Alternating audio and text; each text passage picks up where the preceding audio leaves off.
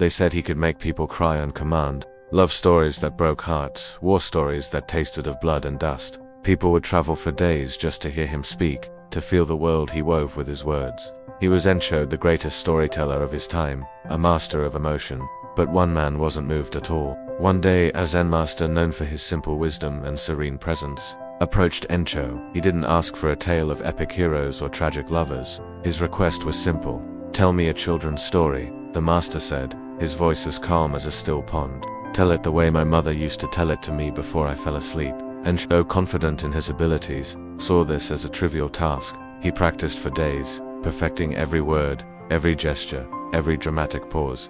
He crafted a beautiful, heartwarming tale, certain it would impress the master. But when he performed it, the master simply shook his head. "No," he said gently. "You are not yet like my mother."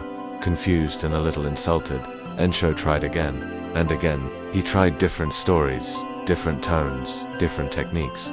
He poured all his skill, all his ego, into the performance. But each time, the master stopped him with the same quiet words. "You are not yet like my mother." Months turned into years. Encho grew frustrated, then desperate. He stripped away the theatrics, the flourishes, the very things that had made him famous. He was losing himself in this simple request. One evening, 5 years later, Encho sat with the master again. He was tired, humbled. He no longer felt like the great storyteller.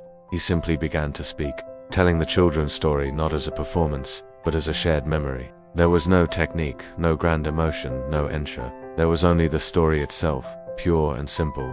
The master listened, a faint smile on his lips. When the story ended, the room was quiet. Encho looked up and saw that the master had fallen asleep, just like a child listening to his mother. In that moment, Encho understood.